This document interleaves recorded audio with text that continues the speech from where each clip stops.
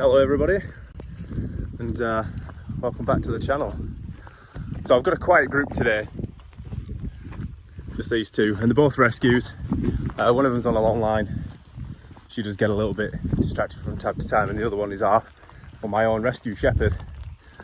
And because it's a quiet one, I wanted to do a video on it and sort of go over the kind of things that were important to me and Zebby over there when we first got her, so that I had the ability just to let her off lead. So we do a lot of capturing behaviours. Didn't ask for a lot, kept her on a long line, and I rewarded the behaviours that I wanted. So I'm going to try and capture a few of them today. So one of them mainly is that when I stand still, that the dogs will stand still with me. I'll see if I can capture some of that. So like obviously when I go to pick up the other dog's poo bag, we trained it very similar to Odin the Labrador, which we'll do a video on shortly. But yeah, we'll try and capture some of the behaviours and just show you. I try not to speak to her too much, let her make decisions and reward her own decision making. Things that were mainly important to me, because obviously I like to go walking in places like this, is that she did stay close. You down there, right, Zeb? Hi. That she did stay close. She had good recall, not 100% perfect in all situations, but I know limitations for now, so we work within them boundaries till we can get it. Yeah, so recall, staying close by, constantly checking in, which she's done all the way up this track. You can see it down behind me, all the way up and down there. She just comes back and forth. And obviously lead manners were a big one, but we give her the option and the freedom to make her own decisions. So we'll see if we can capture and reward some of these behaviours as we go. Go on. Like I say, it's a quiet group, so she's not going to be overstimulated today. Like I say, the other one is the other one on a long line. She can get distracted. Just yes, good girl. Mark and reward. Good girl. Get on. Like I say, just every single time she comes back, she behaves. But reward it. And I personally believe letting the dog make the decision making is one of the biggest things to help boost the confidence, and they understand it a lot quicker when they're making the decision. It's the brain working. I'm not telling them to do anything. They're making the decision. It creates, in my eyes, a stronger bond and better communication. So she's travelling a little bit far. Good girl. She stopped. Good girl. Zebby, come. Good girl, Anna. Yes. Good girl. Let's have a sit. Good girl. Right. Go on. So I've just briefly stopped. We aren't having to ask her for anything. She came back. You didn't know, did you? Cheeky. But yeah, one of the other big things was the release cue. That's the big thing with her. Ready, Zeb? Go on, get on. Off she goes. And one of the main reasons I wanted, so she came from, as far as we're aware, we don't know much of a background of breeding or anything like that. History, behaviour, temperament, stuff like that. We're all a bit of a quick process, to be honest, when we did get her. But one of the things that I really wanted to work on with her was letting her know when she kind of can't go. So she came from the streets, and it's obvious that she's done that. When we go up into moors, she can catch field mice and little rodents, so obviously she's hunted for her own food from time to time. She's got quite good at it. 1 second. And she's down there near the duck pond. Do I want her to go just yet? No. So ideally, want her back, because I can't see her around the corner. Zeb! Come! She's obviously got scent. There we go, that's what I'm looking for. I've called her, I've used my whistle. Decision making. She had a choice to make there, whether it was going to be the right one or the wrong one. Good girl. Good girl, there we go. Go on, off you go. There we go, release to the pond. She's off. There we go, she's bit to pond. Good girl, good girl. Go on, off you go, get on, off you go. She's good. Go this way. Like I said, decision making, one of the biggest things that we've done with her to help build confidence and let her feel settled, that she weren't just being dictated throughout the walk. And then obviously we try to train her similar to how we train the gun dog. Release cues. I think it's one of the things that'll, bloody long nights. I think it's one of the big things that a lot of people miss within the training is a release cue. They ask for 1,000 different cues: sit, wait, stand, stay, drop, teach tricks. Not one of them know when they can and can't go. Sit means sit, and a release cue means get off. And that's one of the big things that we've done with her, because she does like to chase things. I know that she would chase a sheep, which we've got under control now. She would chase livestock, pheasants and stuff like that. We live in the countryside and there's a hell of a lot of them.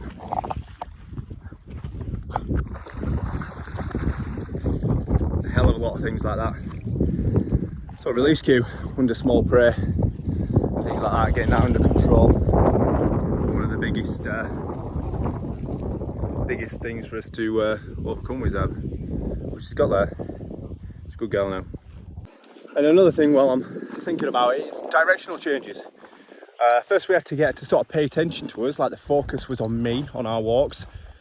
Obviously I allow her to focus on other things and do what she wants, as a doggy needs. But a lot of it was getting her to focus on me, keep checking in, looking at me, looking where we're going. We got that via eye contact and rewarding the behaviours we wanted.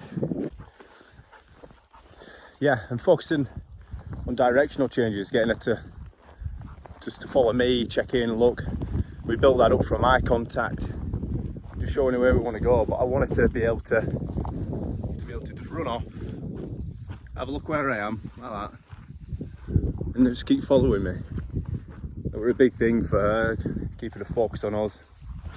It says if you know shepherds well enough, they like to survey everything. You can't expect 100% attention all the time in places like this. They like to scout the area, look around. It's what they do. So I tried to keep her focused on me for a big thing. I want to see if she'll sort of. She's coming back to me anyway. Don't matter. Go on, this way.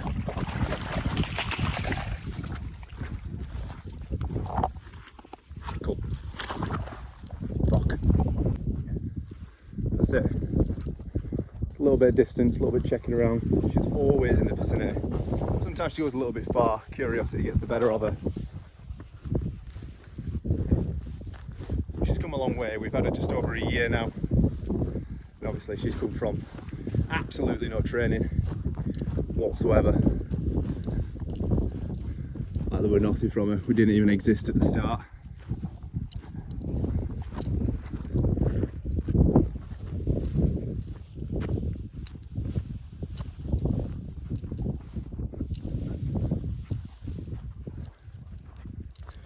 And one of the things that we did with her straight as soon as we got her from the rescue centre. Now luckily we do live in the places like this, so we can get up out of the way. One of the first things that we did, stick her on one of these big ass long lines, and I just let it go. We just let it go. I let her run and run and run and run and run. Like I say, we had 30 metres, so if I had to catch her, we stood a chance.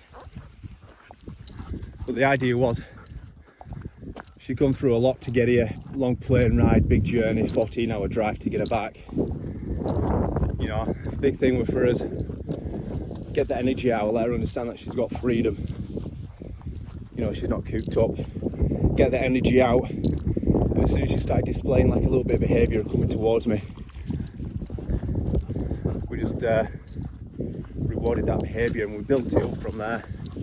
So I recommend anybody struggling with the rescue at all is to get yourself, sorry Zeb, you're on camera there in a wing, is to get yourself a long line, run that energy off and then just build the foundation from there, build that trust coming back to you. So we do a lot of walking in the moors and stuff like that. Labradors are always off lead.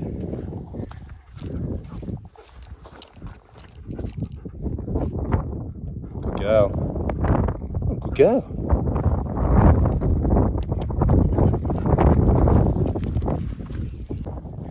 both not paying attention. Zeb, well, she's scouting a little bit. Zeb, go, get on.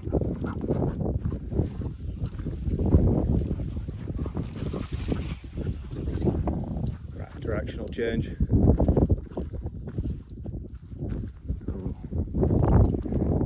Yes, good girl. Good girl. Come this way. Go. Let's go.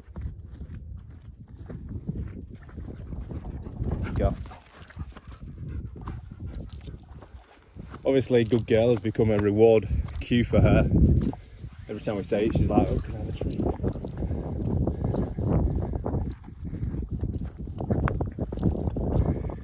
Right, so what did I use for rewards? Stuff like that. So when we got Zebby, very limited in the way of toys, engagement. She just didn't really play with them.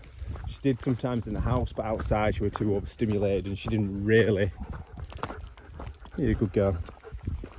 Reward that behaviour all day long. I'll swap it round, hang on. Yeah, so she didn't really play with toys as much outside. She worked for us for chasing a ball, which we thought she should be. She worked for us for toy rewards, which I like to use, especially with the Labrador. She didn't really go for them.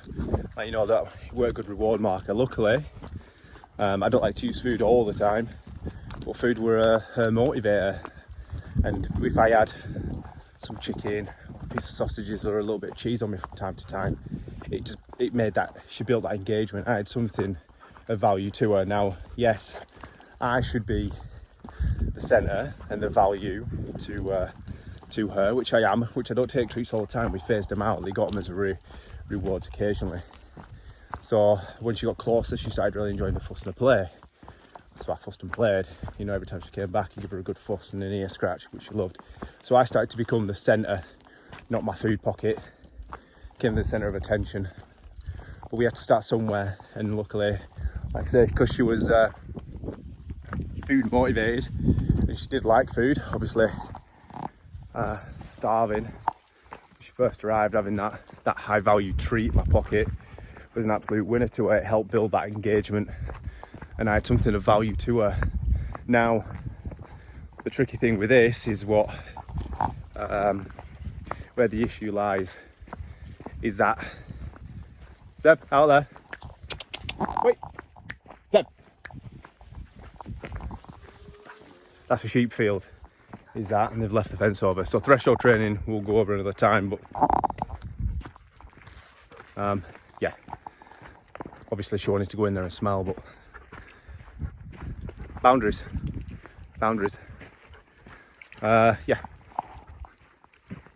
Yeah, so back to motivation and the problem with treats.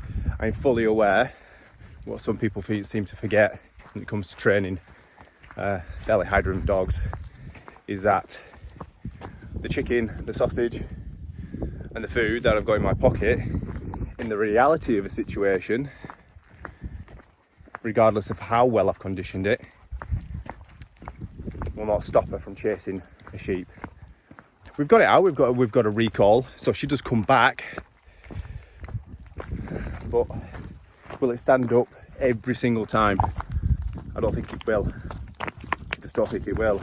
Biscuits, chicken, sausage to a live running animal most of the time, unless absolutely 100% conditioned all the time, will fail at some point. I just highly doubt, because when they're going, they just focus what's in front of them. Their adrenaline goes, they don't become food motivated anymore. Food goes out window, the food is what's running in front of them. So that's the reality of the situation. So I'm fully aware of that, which is why we've got a recall down. That's why I've got a checking in. That's why I've got a automatically coming back to me as much as possible anyway.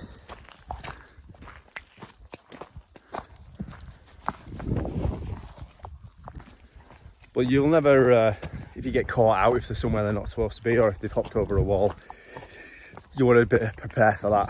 So being able to hover close to me from time to time, or most of the time on a walk, is it's always going to be beneficial to her.